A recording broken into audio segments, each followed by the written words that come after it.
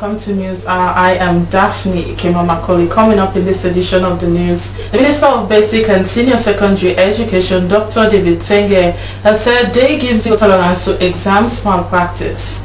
The German Leprosy and TB Relief Association, in partnership with the National Association for Persons Affected by Leprosy, have provided humanitarian aid to support 390 vulnerable persons affected by leprosy at Grafton and Laka. And the Freetown Administrative Complex, formerly called City Hall, has almost reached its completion stage. All the stories and more lined up in this edition of News Hour. But first, we go over for our coronavirus preventive message.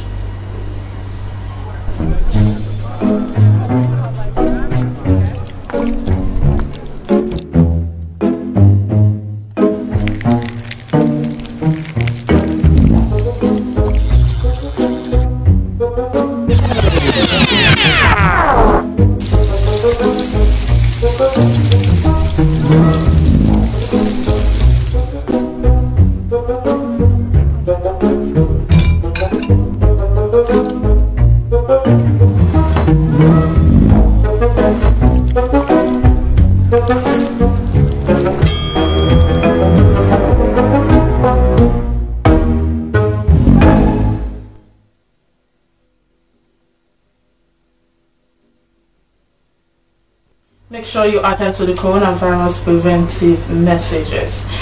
The Minister of Basic and Senior Secondary Education, Dr. David Senge, has said they give zero tolerance to exams malpractice.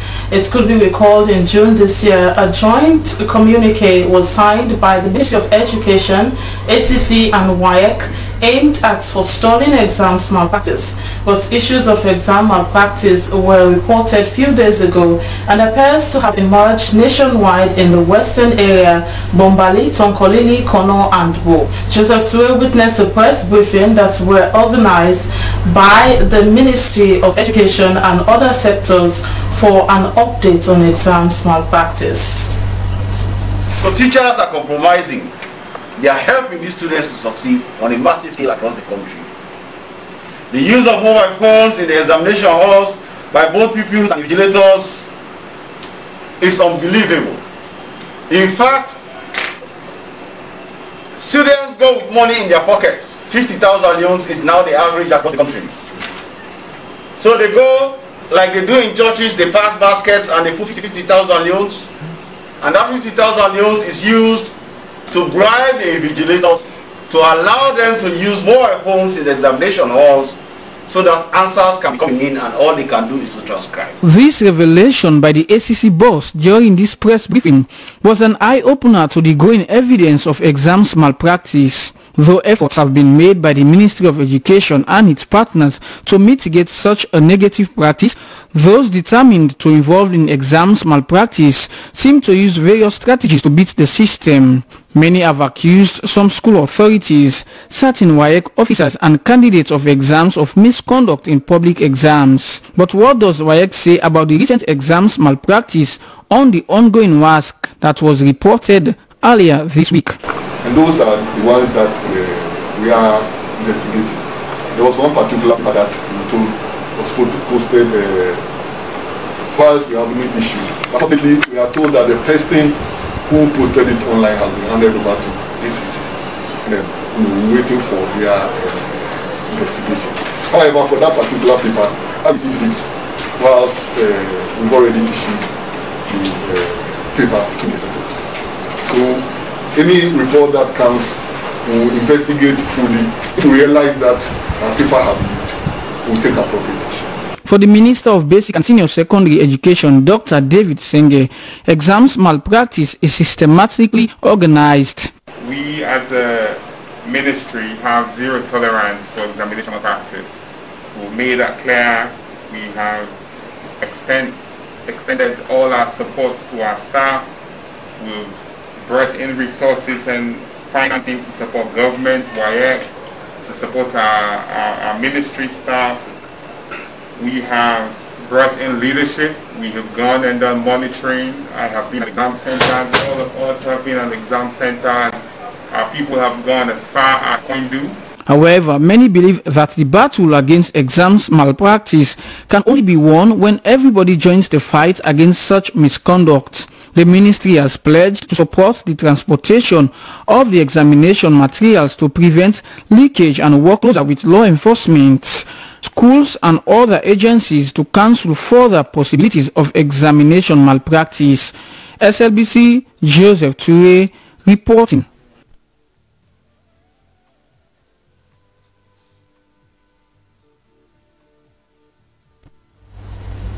The Freetown Administrative Complex, formerly called City Hall, has almost reached its completion stage and has been inspected by the Minister of Local Government and Rural Development, Tambalamina, and by the Mayor of Freetown, Yvonne Akesoya, and other authorities of both offices. The Freetown Administrative Complex, that cost $56 million, is a 15-story building housing several facilities such as auditorium with 500 capacity, a car park, and the building is disabled friendly. The visit took place at Wallace Johnson 6. Cynthia Kama witnessed the visit and brings this highlight. Well, I first of all want to thank FCC and the contractors for a job well done up to this stage, and particularly for availing us the opportunity to come and have a view of what has been going on. This is a very iconic building, first of its kind in the whole of the country, and it has been a very good investment on the part of the government, and so far it's a job that has been well done by the Korean contractors and Sierra Leoneans, and we believe this is going to serve a very good purpose for the country, especially wherein it's centrally located for visitors. It's very much open to the public. We're going to be, as the Minister said, we're working on the financial model as FCC. We've put a team together, we've been working on it for some time to figure out all the facilities. But a key one is the auditorium, so that civic events, where now we can't hold civic events, host them ourselves, the civic events can be held here. But of course there's also the business. As I said, my memories of as a young girl was taking part in concerts, in variety shows, actually dancing on that stage. So yes, we're looking forward to being able to have those experiences available to Freetonians once more. And we'll be liaising with the minister. We're working on our financial model, and we'll be sharing that with the ministry before anything is concluded.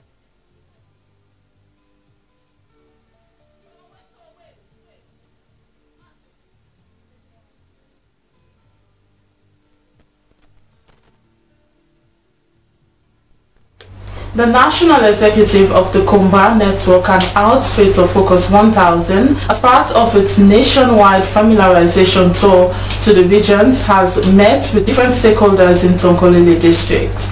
Abdul Karim Kanu has more details.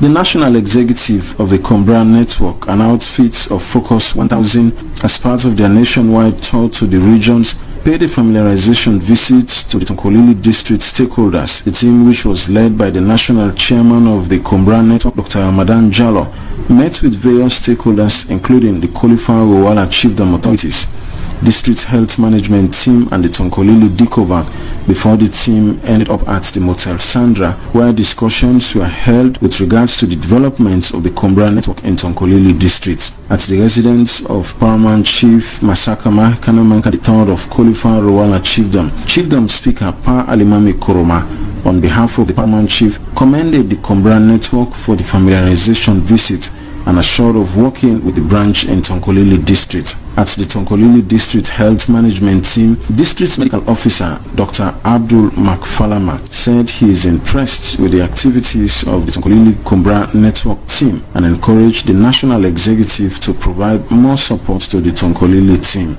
At the Tonkolili Dikovac, district coordinator of the Tonkolili Command Center, Alusain Abdullahi Sisi, praised the team for undertaking such visits to the district and appealed to the national executive to give a critical look into the operations of the Tonkolili-Kumbra network so that the team will be strengthened to work effectively. Spokesperson of the Tonkolili Dikovac, Robert Salia Kamara, encouraged Focus 1000 through the national executive of the Kumbra network to consider the Tonkolili Dikovac for possible support, as Tonkolili districts remain vulnerable among other districts because of its strategic location in the country. National Chairman of the Kumbra network, Dr. Ramadan Jallo, commended the various stakeholders of Tonkolili district for the hospitality and continued support to the Kumbra network team in Tonkolili district. Dr. Ramadan Jallo assured of their continued collaboration with all sectors to end COVID-19 in the country.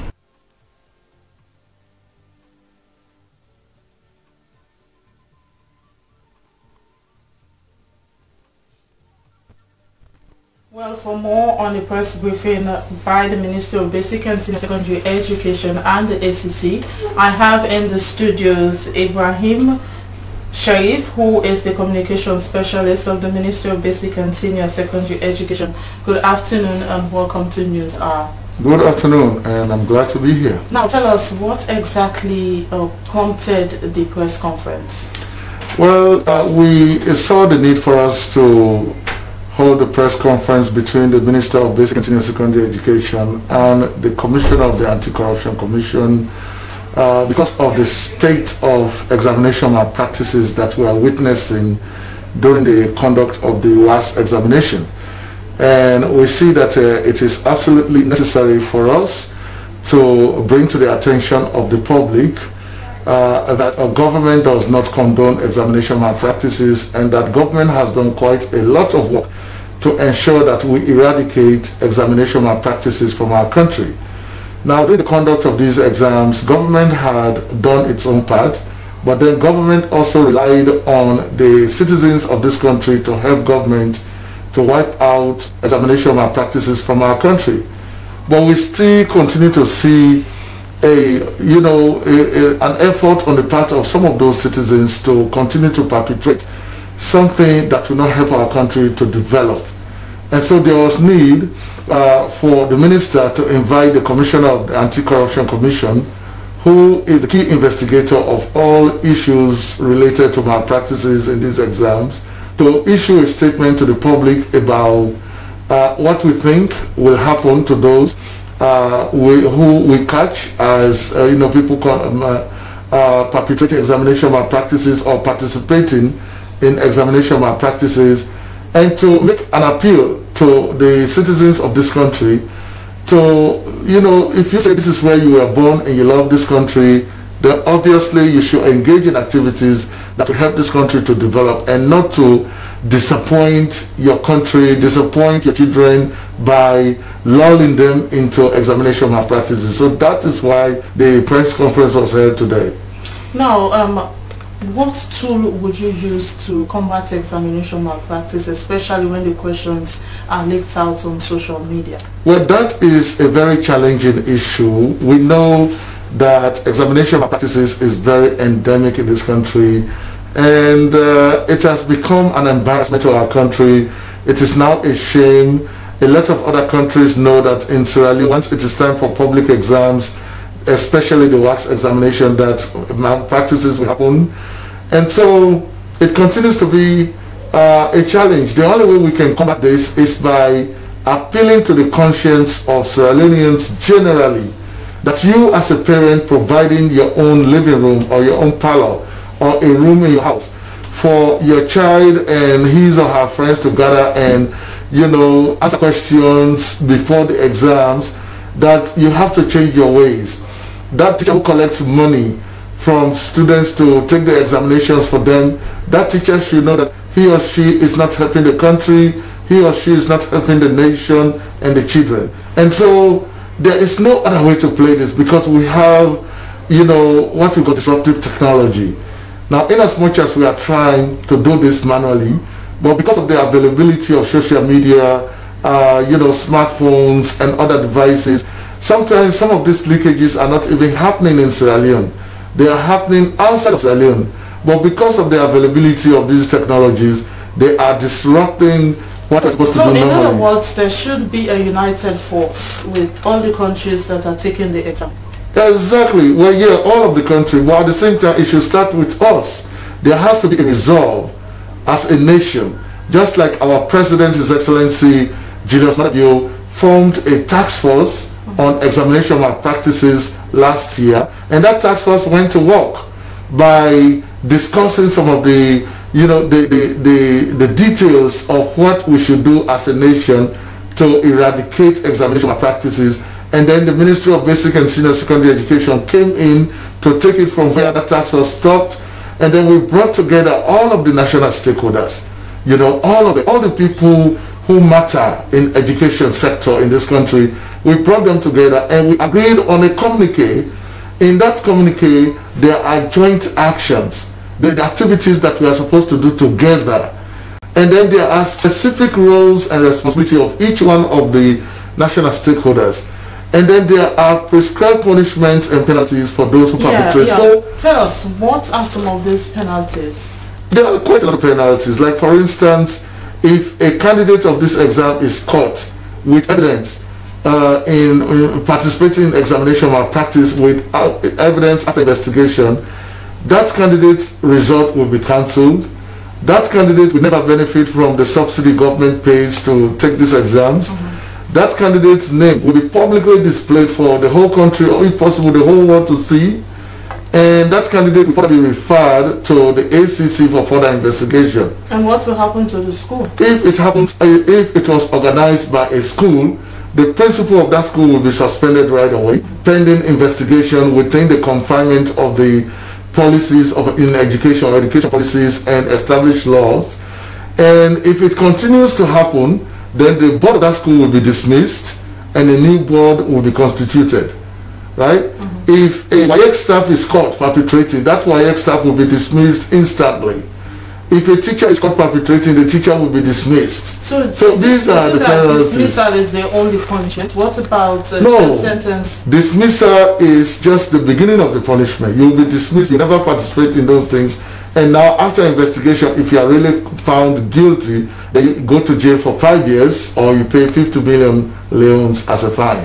Okay, well, thank you very much for joining us. He is Ibrahim Fudi Sharif, the communication specialist of the Ministry of Basic and Senior Secondary Education.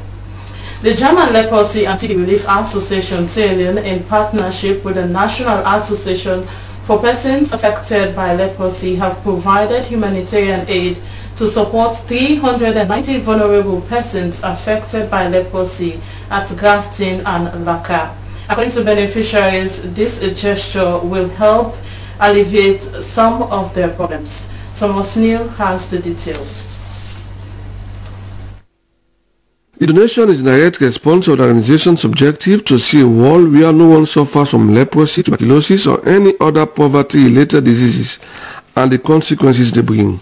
The program director and head of country office, German Leprosy and TB Relief Association, Cyril William Johnson, said the mode of transmission of COVID-19 put persons affected by leprosy who cannot stay at home at risk because they have to beg and possibly come in close contact with benefactors, otherwise they will suffer from hunger. He said they have been sensitized on how to stay safe during the COVID-19 period, adding that each of them will receive 25 kilograms of rice, 2 gallons of palm oil, 2 kilograms of sugar, 2 kilograms of salt, 60 cubes of Maggi, a Veronica bucket, 3 bars of soup, a face mask, and 100,000 leones to cushion the effects of the pandemic. We normally support them even though they go through the treatment, but because of the disability, we've been supporting them in terms of providing food support, shelter, and other medical support.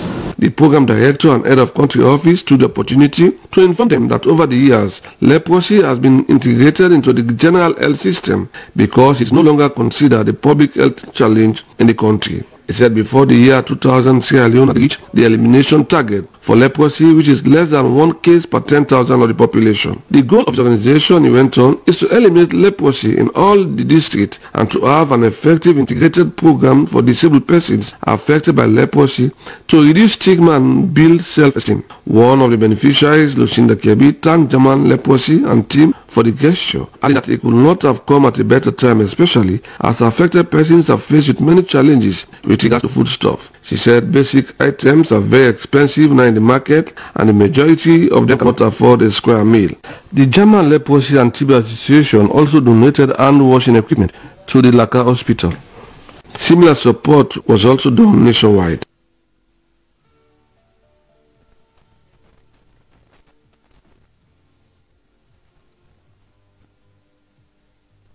In creating an enlightened, peaceful, democratic and just society, the National Commission for Democracy, with funding from government, has developed civic messages that aim to foster national unity, political tolerance, conflict prevention, lawlessness and the rule of law. The validation forum that was hosted in Freetown by the Commission brought together stakeholders to validate these civic messages, facilitated by Dr. Francis Soa, Lecturer Mass Communications Department for Abbey College. Ibrahim Samuel reports. But we know the land, do ya, let we know say, where election or politics for them, now tell for let we build, we country. You, when the people that don't give power, you duty now for unite the country as one. These civic messages were put together by the National Commission for Democracy with support from the Ministries of Finance, Development and Economic Planning, aiming at promoting the culture of peace and non-violence in the country. The messaging centered around 3 thematic peace-building areas, which included national unity, political tolerance and cohesion, early warning and conflict prevention, lawlessness and rule of law, gearing towards creating an enlightened, peaceful and democratic and a just society. This validation forum was designed to critically validate the messages put together by experts last Wednesday. Program Director, National Commission for Democracy, Kali Sila, said the validation forum intended to ensure high-quality messages are produced and making them suitable for outreach purposes based on their targeted audience. The initiative, Mr. Sila went on, aimed at improving political attitudes and behavioral patterns favorable for the functioning of the democratic system of the country. The Chairman, National Commission for Democracy, Dr. Abubakar Kagbo, said the messages after validation will be produced into jingles and translated into 6 local languages of Mende, Femene, Limba, Creole, Kono and Fula, among others. Dr. Kagbo noted that the rationale behind putting the messages together primarily is a need for Sierra Leoneans to be educated on how citizens should behave in their various communities in general and the state in particular. Of time, you develop the minds of the people. Don't forget, Sierra Leone did not have the luxury to have come from an environment that's characterized by good governance. We are primordial. We base our thinking on sort of customs and traditions. So now to change that into the modern thinking, whereby the father will give the right to the son or the wife, it's not an easy thing. For example, you check out the voting system. When it comes to elections, you know, the household, the head of the household will determine who you should vote for. But in terms of democracy, you have the right to vote for everyone that you choose to vote for. He said the engagement serves as a means of verifying the messaging for the production of jingles that are truly in accordance with what was accepted in the development of the messaging last Wednesday. Lead facilitator Dr. Francis Soa stressed that public announcement should be clear, concise, concrete, harmless, right and complete, among others. He described the move by the National Commission for Democracy as timely, noting that the country needs such crusade that helps to consolidate the country's peace, behavioral change and promoting good governance. Other speakers welcomed the initiative, noting that it would be useful in fostering, among other things, tolerance, national unity and cohesion, identifying early warning signs, mitigation of conflicts, promoting the respect for the rule of law, and fight against lawlessness among Sierra Leoneans.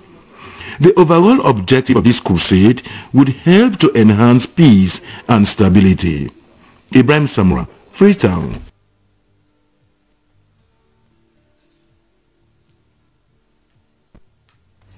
The psychiatrist in charge of the Sierra Leone Psychiatric Teaching Hospital, Dr. Abdul Jallo, has said 80% of their patients are those who were abandoned by their family members. He made this statement during the donation of hygiene materials by Rokel Commercial Bank to the Sierra Leone Psychiatric Teaching Hospital at Kisi, Freetown.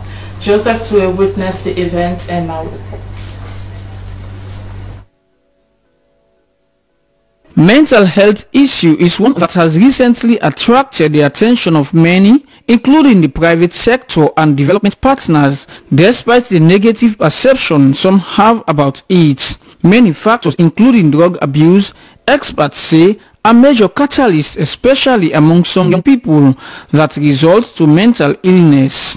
The main referral hospital for such disorder in the country is one many believe should be fully capacitated. The government and partners in health recently gave a facelift to the facility, thus making it very conducive for patients and staff. The gesture by Rokel Commercial Bank was described as very timely and useful to the facility. But what prompted this move? We thought it fit to support them with some provisions, toiletries, so that they can help the inmates that are here, the less privileged, because we understand that some of them have their family out there taking care of them. Others are left without anybody taking care of them. So that's why we decided to support them in this area. Despite this latest infrastructural development at the center, what difference would the items donated by RCB make? As we all know, government can't do it alone. So such support from the private sector is very important and welcome to us, because about 80% of our patients admitted here, they are abandoned patients, and we take care of them in terms of clothing, feeding, medication, everything. Absolutely, it's been taken care of by us. So this donation or gesture from Rokel Commercial Bank is highly appreciated. The Kisi Mental Home, now Sierra Leone Psychiatric Teaching Hospital, was established 200 years ago as an asylum for people with mental disorder. SLBC, Joseph Tue reporting. On Tuesday, 18th August, the government of President Ibrahim Boubacar Keïta of Mali was ousted by military, following several protests by the citizens leading to his resignation. Even though the International Committee is against military coup d'etat and the African Union regional leaders and the UN have condemned the coup, the mutiny seems to have the support of the people of Mali. It could be recalled that several protests have been held by the citizens calling for the resignation of former President Keïta. Meanwhile, a delegation of West African heads of state is expected in Mali on Wednesday. Well, to give us an insight into the mutiny in Mali and events leading to the present state of affairs, Daphne Zainab Komar earlier spoke to the chairman, Africa Peer Review Mechanism, and also lecturer Political Science Department for Abbey College, Dr. Charles Silva, in our studios. Democracy is a culture. The whole essence of democratic governance is to instill democratic culture into society. But we did not start together. If we say, for instance, we are going to America, we go to the United Kingdom, Germany, or elsewhere, their own democratic projects are more than 2 centuries old. So people are born into democratic societies in those countries. But coming back to Africa, like I said, these are all symptomatic of the fluid nature of our democracy. There is this thing they call democratic erosion. We have institutions, but these institutions are so weak, and the state relies on institutions. What is happening there is a manifestation of state failure in the first instance. States, every country, every nation state, like Sierra Leone, like Mali, every nation state has a responsibility to perform. And it is that responsibility that governments perform on behalf of the state. So normally, when governments fail to deliver on those responsibilities, they become unpopular. What what is happening now in Mali, for instance, it is the legitimacy of the government that is being challenged. And to some extent, even the sovereignty of the state is being challenged. If a group of soldiers, call them mutineers or whatever they are, can rise up and hold the state ransom, because it is not about that president, it is about Mali as a country. It is just, like I said, a manifestation of the weakness of the state. The structures are there, but those structures cannot actually prevent that occurrence. So our democracy is, I tell people every now and again that democracy is a very expensive enterprise. And it is also a selfless enterprise. Going to elections, which is what we emphasize in the African context, for instance, as long as a country like Sierra Leone, we have had 4 consecutive, relatively free and fair elections, change of government from one civilian administration to another. For most other observers out there, for them, our democracy is consolidating. But other people will say, yes, elections are critical in any democratic process. But after that, after elections, you have to go all out to ensure that you deliver the goods. Whatever is obtaining there in Mali, they can tell you every other thing. People will say, so it's all about resources. The material conditions of human existence is very, very critical. So what is happening there is, one, service failure. When you fail to deliver, even as Slbc here, if this as an institution, if you fail to deliver certain services, you become unpopular among the civil populace. Then some perhaps vibrant members or emotional members within the same Sierra Leone society can even proffer perhaps the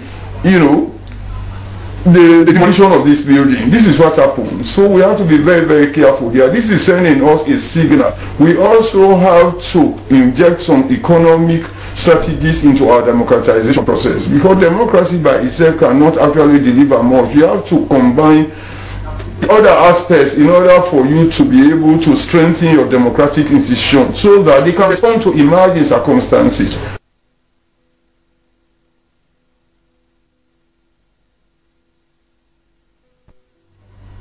That was Dr. Charles Silvers, Chairman, Africa Peer Review Mechanism, and also lecturer, Political Science Department, Farbe College.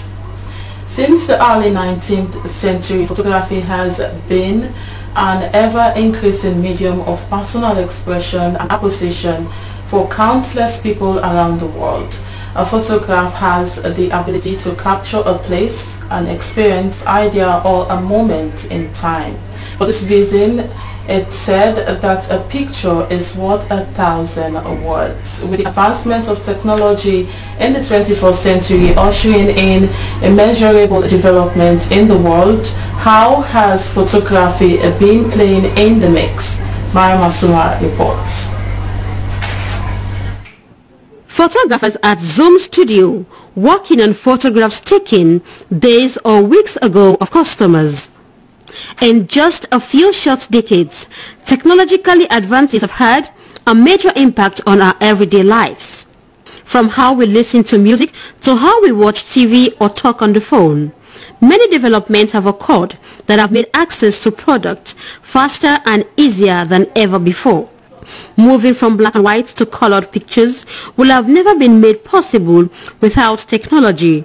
And with this current trend of technology, many photographers feel threatened, as they say technology has made them jobless. The phone they don't spoil with job right now. We are worried right now. As I speak, we lack of projects because of technology. People use their phones in every event. In fact, they don't even allow us to do our job. Our colleagues are complaining, but what can we do? As you can see, we are all here and we spend all our time here waiting for someone to call us for a job. And the worst is that COVID has also affected us a lot.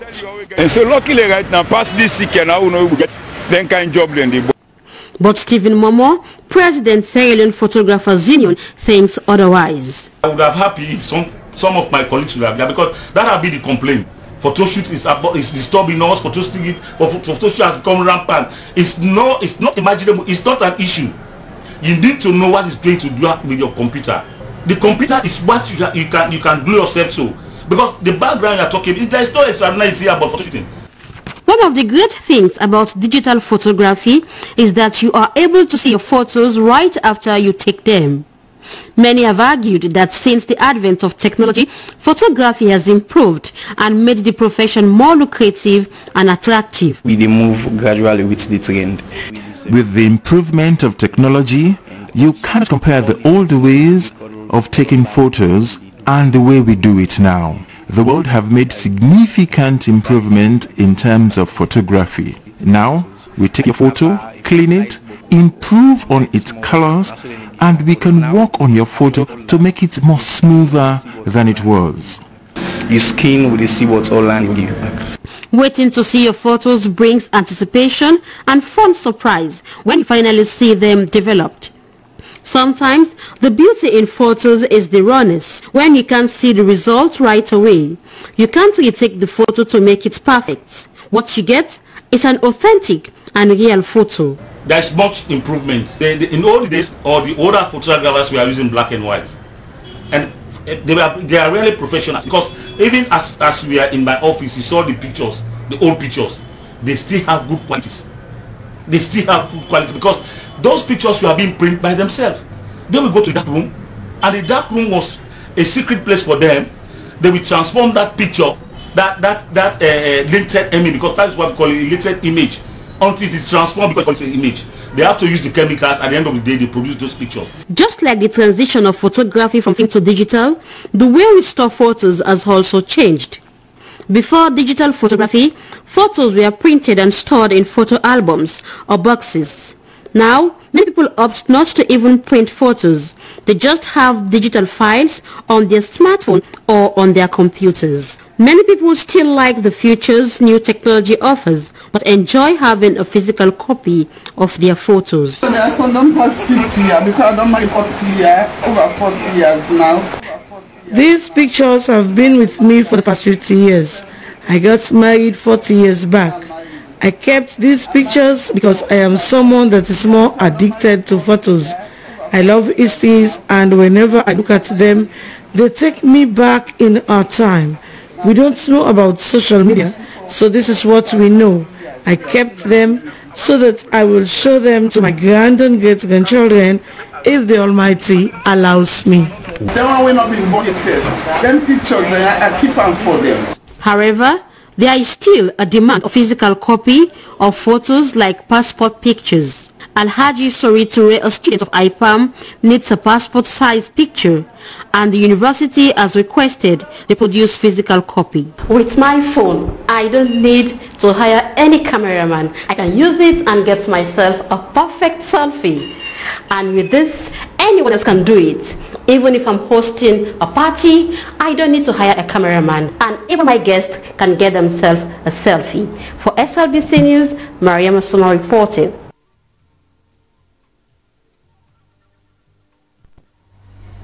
To celebrate today in Freetown, the union decided to change the portrait of President Julius Maada at the clock tower in the eastern part of the city as a way of appreciation of the president for involving photographers in the government. We bring you a highlight of the event. Today is World Photographers Day.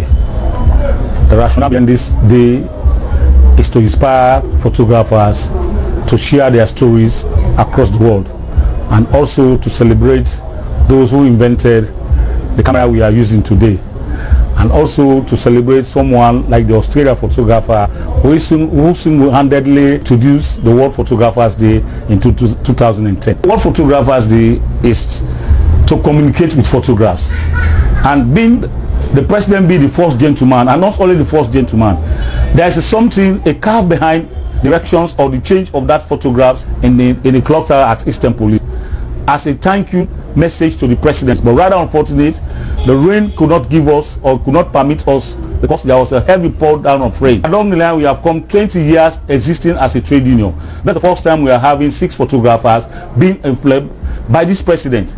This is the president in 1992, in the days of the NPRC, single-handedly asked the photographers concerned in this country to have their representatives at State House. So all what we are saying to the president, you have given us, but we need more, because the MDAs we need to employ photographers and the MDAs, the government institutions, because that is our own responsibility. All those institutions are now having camera, which at the end of the day, photographers are not making better, they are not making much money. So we are appealing to the government and even the president that in fact we need more employment for photographers, not only those who have been employed already. And mind you, the COVID is the worst thing that's ever hit photographers in this country. There is no wedding, there is no workshop. So absolutely we are appealing to government to please help us at least to cushion for photographers, at least for us to gain back our past glories. That is to give us our passport pictures in the schools, employ photographers, the COVID transfer money, we are also asking for that. And whatever they think is good for photographers, we need that for now.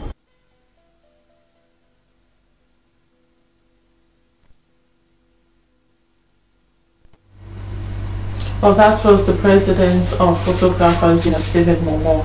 Right to Access Information Commission has handed over records management equipment to 5 pilot ministries, departments and agencies. This equipment will aid them in the process of informing, guarding and data collection for the purpose of accountability and transparency.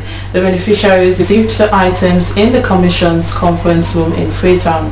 Zulaatu Hamid reports.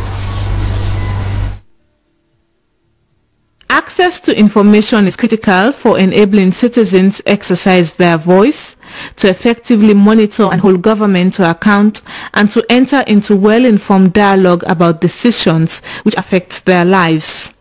This right and access to information is important as it empowers people for the fulfillment of all recognized rights and for the enhancement of democracy. But without facilities to carry out such proper documentation and storage, the process to give out information to those who request many times gets stalled. To make the issue of slow access to information a thing of the past, the Chairman and Information Commissioner of Right to Access Information, Ibrahim Shegasho, said these items will aid in the packaging and provision of information when it is needed by the Ministries of Social Welfare, Gender and Children's Affairs, Agriculture, Lands, Public Service Commission and the Office of the Administrator and Registrar General. And we are hoping that going forward, we also have a scale-up, a follow-up project to this, which is called the scale-up of 5 MDs. Now we're going to have 10 MDs that are going to, and also we're going to be developing some training modules to train the users of these particular servers, to be able to use the servers. Because there is no point having infrastructures lying out there. And for instance, you saw we did a presentation items, scanners, all those things.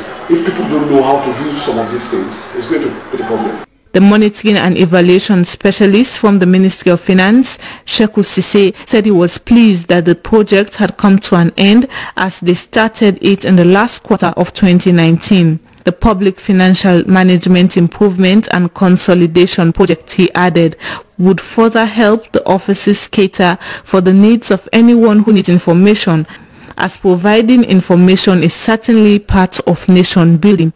He said the aim of the project is to strengthen and improve the public financial management systems in managing public finances, because when financial management systems are weak for the purposes of checks and balances, the consequences are normally severe.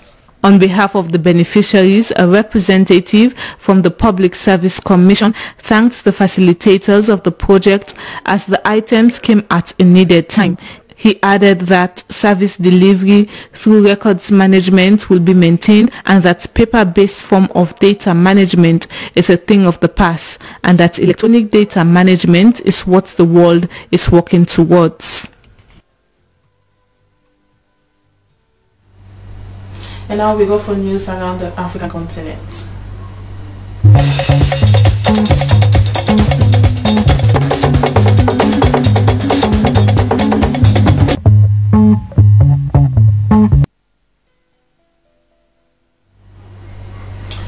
Leaders Leaders of West African countries are due to discuss the military coup in Mali at a video conference shortly. The regional bloc ECOWAS has already announced Mali's suspension along with the closure of its borders. ECOWAS is also considering imposing sanctions on those involved in Tuesday's coup.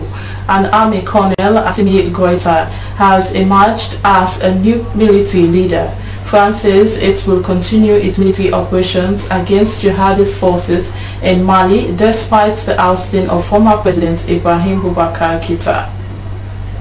Sudan has sacked its foreign ministry spokesman for making reportedly unauthorized statements about his country's position towards Israel. Haidar Badawi had told media outlets that Khartoum was in talks with Israel government on normalizing ties. Israel's Prime Minister Benjamin Netanyahu welcomed the remarks, but as Sudan's foreign minister said his government had not even discussed the issue. Mr. Badawi later clarified he was speaking in a personal capacity. In a surprise move last week, the United Arab Emirates confirmed it was normalizing ties with Israel. Zambia's Vice President Noge Winner has tested positive for coronavirus. Her daughter, who she lives with, has also contracted the virus, according to President Edgar Lungu. President Lungu has wished the 79-year-old leader a quick recovery in a tweet. Zambia has 10,218 cases of coronavirus. The country's football association cancelled the domestic league last month following a spike in COVID-19 cases. Well, that's all we have time for, but before we go, we take a look at a summary of our headlines. The Minister of Basic and Senior Secondary Education, Dr. David Senge, has pledged zero tolerance to exams malpractice. The German Leprosy and TB Relief Association, TELUN, in partnership with the National Association for Persons Affected by Leprosy, have provided humanitarian aid to support 390 vulnerable persons affected by leprosy at Grafton and Laka. The Freetown Administrative Complex, formerly called City Hall, has almost reached its completion stage. Well, that's all we have time for on our 3 p.m. bulletin. Thanks for watching. I am Daphne Kimama Macaulay.